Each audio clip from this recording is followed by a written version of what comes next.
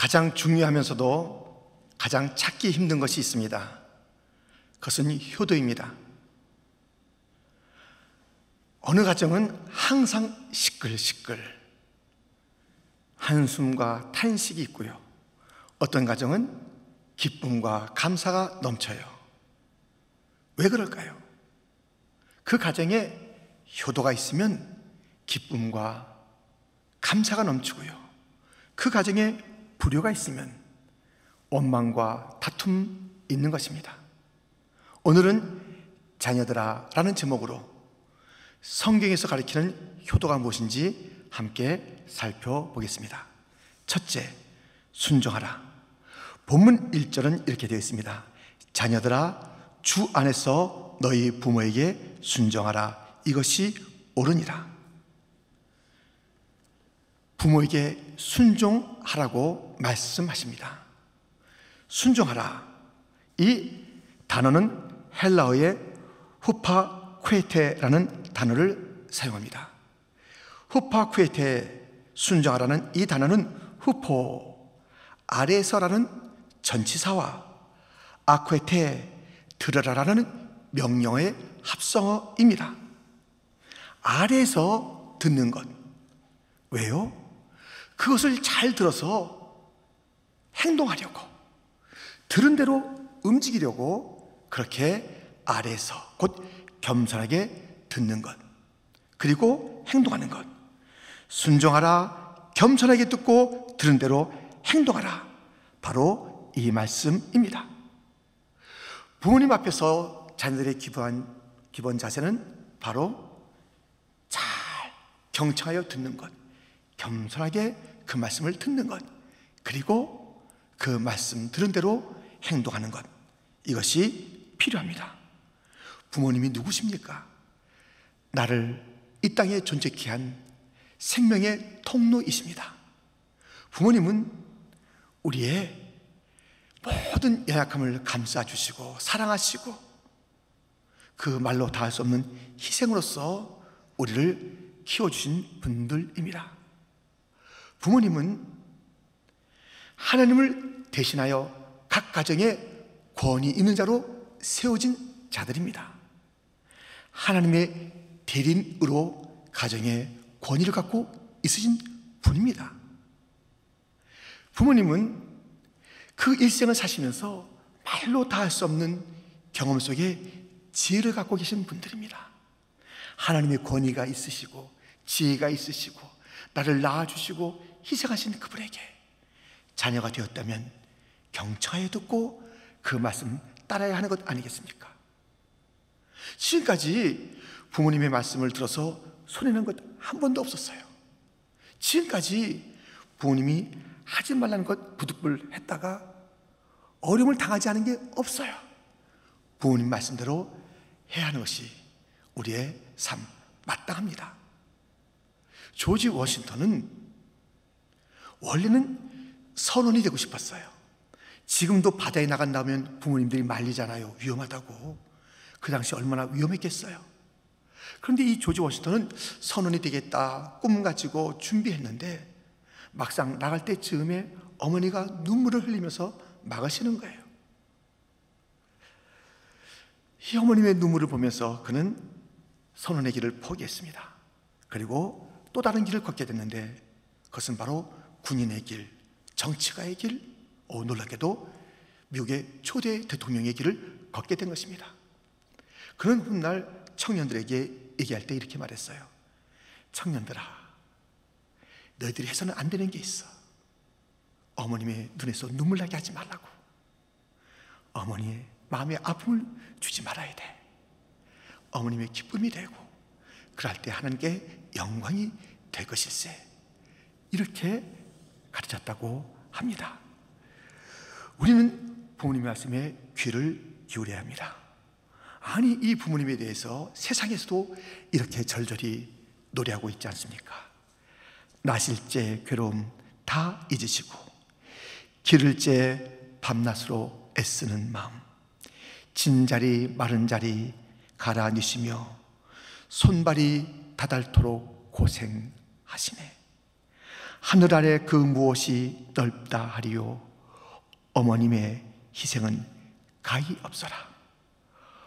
어려선 안고 업고 얼려주시고 자라선 문 기대어 기다리는 맘.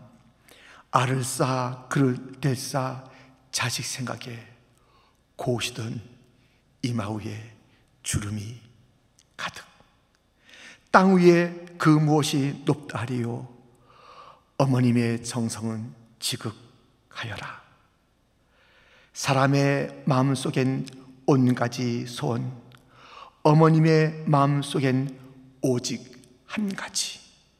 아낌없이 일생을 자식 위하여 살과 뼈를 깎아서 바치는 마음.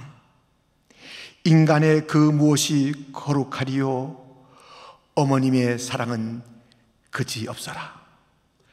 세상에서도 어머님을 이렇게 생각하고 그 어머니의 정성과 희생과 사랑을 노래하고 있는데, 그리스도인 된 우리들은 어머니에게, 아버지에게 어떤 노래를 불러드리고 있습니까? 에베소서는 구원의 장엄한 이야기를 들려줍니다. 창세전에 우리를 택하여서 성부 하나님, 성자 예수님, 성령 하나님께서 역사하셔서 우리를 구원하신 이야기입니다. 그 구원받은 자가 부부는 어떻게 살아야 될지, 자녀는 어떻게 양육해야 할지, 부모는 어떻게 순종해야 될지, 직장생활은 어떻게 해야 할지 가르쳐주고 있는 말씀들이 에베소서에 가득 차 있습니다. 오늘 본문은 이러한 선포를 합니다. 1절 하반절을 볼까요? 이것이 옳으니라. 이것이 옳으니라. 부모에게 순종하는 것이 옳으니라 라고 말씀하고 있습니다. 지금 이 시대는 옳은 것에 대해서 각기 자기 나름대로 말하고 있습니다. 옳은이 뭔지 알아? 내 판단이 옳다고, 내 생각, 내 마음, 내 감정이 옳은 것이지. 어떤 사람은 여론이, 다수결이 옳은 거야. 전통이 옳아, 문화가 옳아, 관습이 옳아, 환경이 옳은 거야. 옳은 거에 대해서 사람마다 다 이렇게 말합니다. 그런데 옳다는 것이 어떤 사람에게는 옳지만 어떤 사람이 싫은 것이고 틀린 거예요. 어떤 지역에서는 맞는 거지만 다른 지역에서는 안 맞는 것이에요. 진정으로 옳다는 것은 어디에서나 누구에나 언제나 다 옳아야 하는 것입니다. 이 세상에 언제나 어디서나 누구에게나 옳은 것은 단 한 가지밖에 없습니다. 하나님의 말씀, 하나님의 말씀만이 옳은 것입니다. 이사야 선지자는 이렇게 노래했습니다. 이사야 40장 8절에 풀은 마르고 꽃은 시드나 우리 하나님의 말씀은 영원히 서리라 하라. 여기서 서리라라는 히브리 단어는 야쿰입니다. 야쿰, 서리라. 이 말씀이 뭐야? 무시합니다. 말씀을 치우려고 합니다. 말씀을 누르려고 합니다. 세상의 모든 것은 다 지나가요. 불같이 지나가고 꽃같이 마릅니다. 그러나 말씀은 다시 있습니다. 말씀만이 진리입니다. 말씀만이 어디서나 영원히 옳은 그런 하나님의 말씀입니다. 이 옳은 거 뭐라고 그래요? 부모에게 순종하는 것이 옳다는 것이에요. 동양이나 서양이나 지금이나 과거나 미래나 부모에게 순종하는 것은 옳은 것, 이것이 하나님의 말씀입니다. 이것이 옳기에 우리 예수님께서도 부모님에게 순종하셨습니다. 그런데요, 예수님의 순종에 따른 놀라운 일이 있어요. 여러분, 이런 얘기 들어보셨죠? 충신은 효자의 가문에서 찾으라. 효자면 나라나 사회나 어디서나 올바르게 쓰임받을 수 있다는 것이에요. 효녀가 되면 누구나 다 환영한다는 것이에요. 가정에서 자기 아버지 어머니에게 눈물 나게 하는 자가 충신이 될 수 있다고요? 그런 법은 없습니다. 사회나 회사에서 좋은 사람이라고요? 그런 법은 없습니다.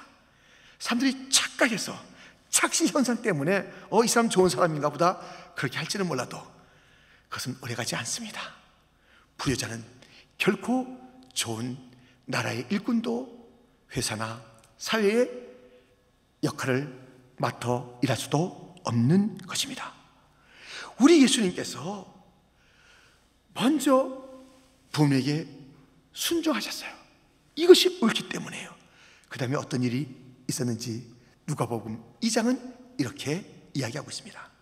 51절과 52절에 보면 예수께서 함께 내려가사 나사렛에 이르러 순종하여 받드시더라. 예수는 지혜와 키가 자라가며 하나님과 사람에게 더욱 사랑스러워 가시더라. 부모님에게 순종했던 예수님, 하나님과의 관계도 좋아요. 사람과의 관계도 좋습니다. 하나님 앞에서 신앙생활을 잘하는데 집에서는 효도하지 않아요. 그런 법은 없다니까요.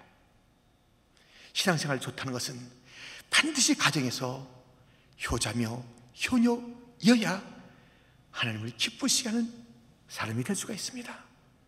아니, 가정에서 주님께서 다 보고 있잖아요. 부모님에게 잘못하고 있는데 항상 부모님은 얘가 어떠려고 이렇게 하나, 이런 염려, 근심을 갖고 있는데 하나님께서 그의 신앙을 좋다고 받으시겠어요? 하나님은 아셔요. 그런 법은 없어요. 우리는 주 안에서 너희 부모에게 순종하라, 이것이 옳으니라라는 말씀을 받게 됩니다. 순종해야 돼요. 잘 듣고 행동해야 돼요. 이것이 옳아요. 그런데 어떻게 해요? 주 안에서. 주 안에서라는 단어는 이 에베소서에 또 성경에 보면은 이렇게도 표현되어 있는 것이에요. 주님에게 하듯 남편에게 복종하라. 주님에게 하듯 상전에게 복종하라. 주님에게 하듯 부모에게 순종하라는 것이에요. 그리고 또 이 주 안에서라는 것은 주 밖에 있는 그런 아버지, 어머님의 요청이 있지 않겠어요? 얘야, 제사 지내야 된다. 며느리가 뭐하냐? 이렇게 말하는 시어머니가 있어요. 어떻게 할까요? 아이고, 우리 어머니 왜 저렇게 마귀 같은 소리 하실까? 난 다시는 이 시집에 안 와요. 전화하지 마세요. 이건 옳지 않아요. 그 제사 드리라는 그러한 것에서는 따를 수가 없지만 그 과정이 지혜로워야 돼요. 그냥 막 해대서 원수같이 지내서는 안 되는 것이에요. 그런 것에 주의 말씀에 어긋나니 불순종하겠다 한다면 순교자의 자세로 그 모든 과정을 잘 감당해야 합니다. 이런 말이 있어요. 지도자는 다른 사람들보다 한 걸음 앞서가는 자이다. 순교자는 다른 사람보다 10걸음 앞서가는 자이다. 순교자는 10걸음 앞서가야 돼요. 주님 때문에 핍박받고 고난받은 그 희생의 길을 가는 게 순교자예요. 주님 밖에 있는 그 명령 때문에 그것을 도저히 따를 수 없다면 순교자의 마음으로 대하셔서 핍박이 있으면 핍박을 받으시고 때리면 맞으시면서 온유하게 그 일들을 감당해야 합니다. 우리가 어떻게 효를 행할 것인가 라는 두 번째 오늘 본문의 가르침은 공경하라는 것입니다. 2절에 보면 내 아버지와 어머니를 공경하라 라고 말씀하고 있습니다. 공경하라는 이 단어는요, 티마라는 단어를 씁니다. 이 티마라는 명령어가 어디서 왔냐면 티메라는 단어에서 왔습니다. 티메는 본질적으로 귀중한 것, 분석해 보았을 때 높이 평가되는 것, 그 가치에 따르는 값을 지불하는 것을 말합니다. 티메, 본질적으로 너무 귀해요. 분석해 봤을 때 너무 좋은 평가를 하지 않을 수 없는 내용을 담고 있는 것, 그리고 상업적으로 가치 있는 것에 대해서 그 가치에 합당한 것을 지불하는 것, 이것이 바로 팀이며 이것이 바로 공경하라는 그러한 말씀의 어원을 담고 있습니다. 그래서 공경하라라는 그 뜻은 첫 번째로 부모님을 귀하게 여기라는 것입니다. 두 번째로 부모님을 높이는 말을 하라는 것입니다. 세 번째로 부모님에게 보답하라는 것입니다. 자기 부모를 귀히 여기지 않고 업신 여기는 자들이 있습니다. 이 말씀을 들어보세요. 신명기 27장 16절, 그의 부모를 경홀히 여기는 자는 저주를 받을 것이라 할 것이요 모든 백성은 아멘 할지니라. 자기 부모를 업신 여긴 자가 있어요. 주님께서 그냥 두지 않아요. 이 공경이라는 것은 그 부모님에게 무게를 두고 가치를 두고 뿐만 아니라 그분을 평가하기를 높이 평가하는 말을 해야 돼요. 말을. 부모님에게 이렇게 말하는 자들이 있죠. 출애굽기 21장 17절, 자기의 아버지나 어머니를 저주하는 자는 반드시 죽일지니라. 자기 아버지 어머니에게 이 말이 공손하지가 않아요. 막 틱틱거리고 쌀쌀 맞고, 아니 부모님을 나무라는 듯이 말하고, 아빠 엄마가 뭘 알아요? 이렇게 말하는 것. 이 말하는 것이요, 부모님이 마음에 안 들다듯이 말하는 그 모든 언사에 하나님은 귀 기울여 듣다가 반드시 심판하십니다. 생각해 보십시오. 여기에 많은 부모님이 계시고요, 또 우리가 부모님을 다 이 땅에서 만나고 또 같이 지내고 하지 않았습니까? 부모 실수가 있어요. 노아라는 그 당대의 의인도 실수가 있었어요. 이 노아가 실수했을 때 그 아들들 중에서 2명, 곧 셈과 야벳은 아버지의 실수를 덮었어요. 그런데 함이라는 아들은 아버지의 그 실수를 다 알려버렸어요. 말로 그렇게 아버지의 허물을 드러냈어요. 하나님께서는 그들의 태도를 보시고 노아가 실수를 했지만 그것을 덮었던 셈과 야벳에게는 축복을, 함에게는 심판, 저주를 내리신 것이에요. 함 되지 말아야지요. 셈과 야벳이 되어야지 되지요. 부모님에게 그들이 혹 실수했다 하더라도 막 말을 함부로 하고, 어디 가서 시아버지 시어머니 흉을 보고 자기 아버지 자기 어머니 업신 여기는 말을 하고, 그리고 인생이 잘 될 수가 없습니다. 부모님에게 공경하라는 것은 이렇게 귀하게 여긴다, 높이는 말을 해준다 뿐만 아니라 그 부모님에게 보답하는 거예요. 물질로 그들을 보온하는 거예요. 보온. 예수님께서 부모 공경에 대한 그 교훈을 가르치시면서 이런 말씀하신 것 들어보세요. 마가복음 7장 10절부터 보면, 모세는 내 부모를 공경하라 하고 또 아버지나 어머니를 모욕하는 자는 죽임을 당하리라 하였거늘, 너희는 이르되 사람이 아버지에게나 어머니에게나 말하기를 내가 드려 유익하게 할 것이 고르반 곧 하나님께 드림이 되었다고 하기만 하면 그만이라 하고, 자기 아버지나 어머니에게 다시 아무것도 하여 드리기를 허락하지 아니하여. 고르반이라는 이 단어는 제물이란 뜻이에요. 그런데 이것을 고르반하고 말할 때가 있어요. 나 하나님께 제물 드렸다라고 말하는 것이에요. 부모에게 가서 그러는 것이에요. 아버지 어머니 나 고르반 했어요. 나 하나님께 제물 드렸어요. 그래서 이제는 돈이 없어요. 아버지 어머니 용돈 드릴 게 없네요. 이 고르반, 아버지 어머니에게 고르반 하면서 드릴 돈이 없다고 말하는 것, 주님께서 옳지 않다는 것이에요. 그렇다면 교회들이 헌금 가지고 아버지 어머님 공경하면 되는가?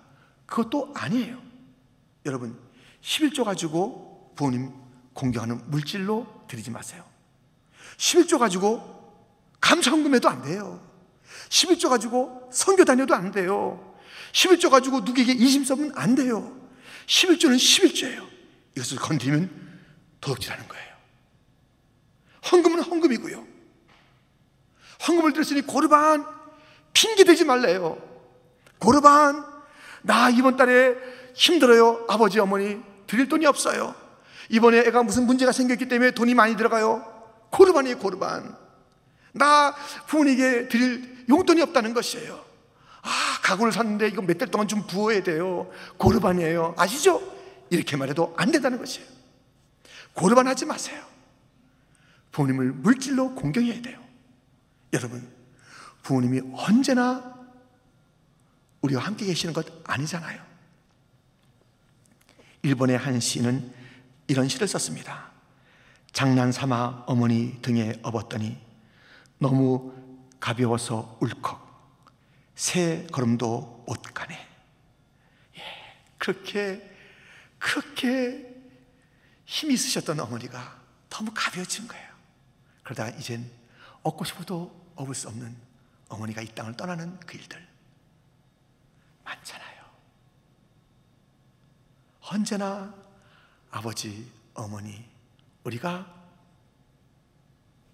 무엇인가 물질로 보답해드리고 대접해드릴 수 있는 것은 아니에요. 그러기에 지금 힘들다고 고르반하지 마세요. 아니 어떡하란 말입니까? 정말 없는데. 여러분들 오늘 말씀 보세요. 놀랍지 않습니까? 2절과 3절, 내 아버지와 어머니를 공경하라. 이것은 약속이 있는 첫 계명이니 이로써 내가 잘되고 땅에서 장수하리라. 아버지와 어머님을 공경하면, 물질로 무엇인가 대접해 드리면 없는 가운데도 불구하고 부모님에게 무엇인가 사드리고 좋아하시는 것을 이렇게 대접해 드리면 하나님께서 약속하셨어요. 하나님의 약속은 반드시 이루어지는 것이에요. 하나님께서 잘되게 하겠다, 장수하게 하겠다 말씀하고 있습니다. 먼저 하라요. 먼저 요단강 물이 갈라져서 발을 내딛고 걷는 게 아니에요. 먼저 발을 내디뎌라. 이 물이 넘실거리는데 발을 먼저 내디디라 말씀하신 거예요. 먼저 할 게 있어요. 그 물 가운데 발을 내디딜 때 물이 갈라진 것이에요. 먼저 할 게 있어요. 여리고성을 먼저 도는 거예요. 그 다음에 허물어지는 것이에요. 공격을 먼저 하세요. 그러면 주님께서 공급해 주시는 것이에요. 복을 주시는 거예요. 잘되게 하는 것이에요. 여러분, 성경에서 복이랄 때는 4가지 차원이 있습니다. 그 하나는 질적으로 좋은 것이에요. 양적으로 풍성한 것이에요. 도덕적으로 선한 것이에요. 미적으로 아름다운 것이에요. 이것이 바로 주님께서 주시는 복이며 잘되는 내용이에요. 그 양도 풍성하고 그 내용도 좋고 아주 도덕적이고 너무 아름답고, 어떤 사람 잘 되고 있어요. 근데 사람들이 혀를 차는 게 있잖아요. 어휴, 저 사람 잘 되는 것 같은데 걱정이다. 야, 저렇게 해서는 안 되는데 저렇게 해서 되겠나? 이렇게 걱정을 자내는 그 사람이 뭐 돈도 벌고 빌딩도 사는 것 같지만 사람들이 혀를 찰 만한 일들을 통해서 그렇게 된다면 그것은 진정한 복이 아니잖아요. 우리 주님께서 주시는 이 복은 이렇게 아름다운 것이에요. 이렇게 선한 것이에요. 이렇게 풍성한 것이에요. 이렇게 좋은 것이에요. 이것을 끝까지 주겠다는 거예요. 내가 잘되고 장수하리라 이렇게 약속하신 것이에요. 그러니 우리가 없는 가운데도 공경하면은 이것은 명령이지만 약속까지 있는데 잘 된다는 것이에요. 아유, 난 자녀 때문에 부모에게 드릴 게 없어. 내 지금 먼저 해야 될 일 때문에 부모에게 드릴 게 없어. 그렇게 해보세요. 계속 가난뱅이 삶을 산다니까요. 먼저 부모님을 귀하게 여기세요. 자녀보다 더 무게를 둬야 되는 것이에요. 여러분들, 자녀들이 보고 배우지 않겠어요? 부모님에게 그렇게 소홀히 해요. 그리고 자녀들에겐 잘해요. 오, 나도 커서 아버지 엄마한테 이렇게 하면 되겠구나. 부모에게는 잘 안 한다고요. 자기 자녀에게는 잘한다고요. 옛날에 고려장이 있었잖아요. 그 고려장 이야기. 늙으신 아버지 어머니를 지게에 메우고 저 산 깊은 데 가서 일주일이고 이주일이고 드실 음식만 남겨두고 어머니 아버지 거기다 버려두고 돌아오는 것.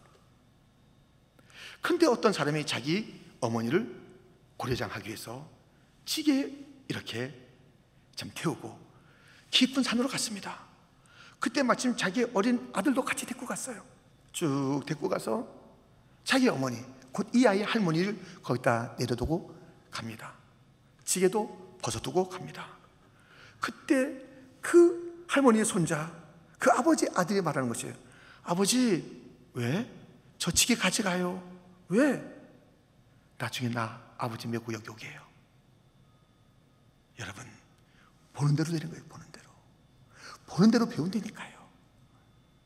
부모에게 무게를 두고 잘 공경하고 대접하면 아이들이 그것을 배우는 것이에요. 이렇게 먼저 하는 것이구나.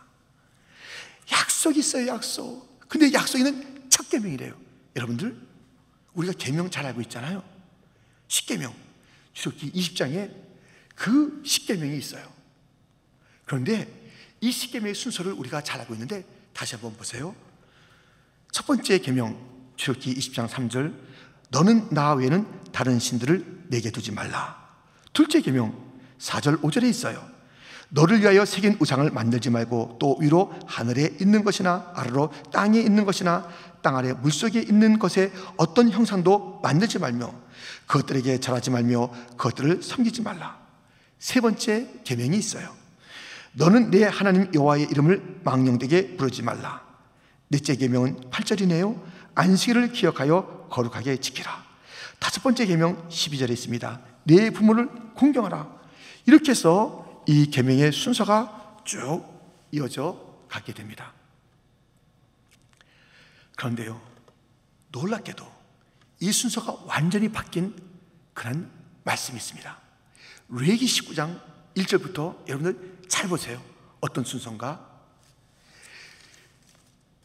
여호와께서 모세에게 말씀하여 이르시되 너는 이스라엘 자손의 온 회중에게 말하여 이르라. 너희는 거룩하라. 이는 나 여호와 너희 하나님이 거룩함이니라. 너희 각 사람은 부모를 경외하고 나의 안식일을 지키라. 나는 너희의 하나님 여호와이니라. 너희는 헛된 것들에게로 향하지 말며 너희를 위하여 신상을 부어 만들지 말라. 나는 너희의 하나님 여호와이니라. 아니, 지금 이 레위기 19장의 말씀은요, 무엇부터 말씀하냐면 부모를 각각 순종하라는 것이에요. 그리고 안식일에 대해서, 그리고 우상을 만들지 말라는 것, 이런 순서로 되어 있어요. 처음에 얼마나 중요하면 우리 하나님께서 나 외에 다른 것을 섬기지 말라고 하시는 그 말씀 앞에 각 사람은 자기 부모에게 순종하라, 공경하라, 경외하라고 가르치고 있습니다. 각 사람이 할 일이에요. 이 순종은 그냥 누구에게 떠맡길 것이 아니에요. 당신 친정가? 간 김에 뭐 해드리고 와. 나는 지금 바빠서 못 가. 이렇게 하면 안 돼요. 시집일이니까 당신이 알아서 하세요. 이렇게 해도 안 되는 것이에요. 자기의 아버지, 어머니, 시집의 어른들, 처가의 어른들 각각 다 자기 자신이 순종하고 공경해야 돼요. 주님께서는 그것을 보고 계세요. 그것을 기뻐하세요. 이 부모에게 공경하는 것 얼마나 귀한지 알 수가 없습니다. 여러분, 우리는요, 오늘 말씀을 통해서 부모를 순종하여 받들도록, 부모에게 공경하여 그에게 정말 귀중한 분입니다, 정말 최고세요, 그렇게 태도를 통해서, 말을 통해서 뿐만 아니라 우리가 물질을 통해서 그분들을 봉양하고 공개하는 것이 필요하다고 말씀 나누었습니다. 여러분, 어머니, 아버지 보고 싶지요? 저도 보고 싶어요. 그리워요. 특별히 어머니가 부르던 그 찬송이 정말 많이 생각나요. 우리 찬송가도 그 내용이 있는데요.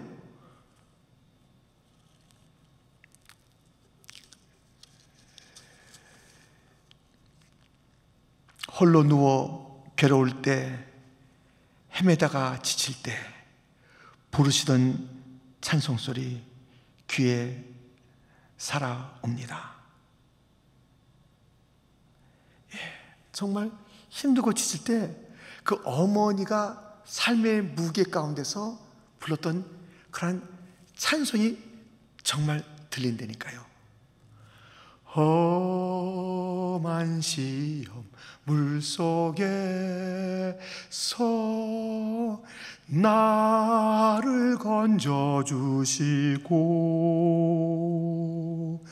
노한 풍랑 지나 도로 나를 숨겨주소서. 주여 나를 돌아보사 고이 품어주시고 험한 풍파 지나 도로 나를 숨겨주소서. 저희 어머니가 첫 번째 결혼에 실패하시고 저희 집에 오셨어요. 정말 가난한 집에 오셔서 얼마나 힘든 일이 많았겠어요. 어머니가 이 찬송 부를 때 저는 그 찬송의 무게를 몰랐어요.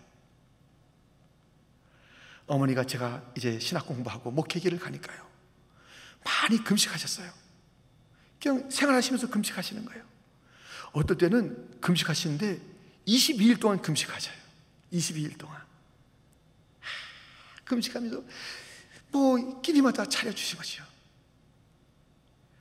또 어떨 때 힘들 때, 또 기도할 때, 외로울 때 험한 시험 물속에서 그 어머님의 찬송이 기억이 돼요. 여러분은 여러분 어머니의 찬송, 어떤 찬송이 기억됩니까? 내가 부르는 찬송, 내 자녀가 무엇을 기억하고 있을까요? 어머니에게 무게를 두는 삶, 아버님을 늘 가슴에 묵직하게 여기고 존경하는 그런 삶, 성경에서 우리에게 일러주고 있습니다. 순종하십시오. 이것이 옳습니다. 따지지 마십시오. 내가 뭐 어쨌다고 따지는 게 아닙니다. 이것이 옳으니라. 성경 말씀이 있으면 그 말씀은 다 옳은 것인데 그 중에 부모에게 순종하라 했으니 이것은 우리의 타협의 내용이 아니라 따질 대상이 아니라 무조건 순종하는 것이에요.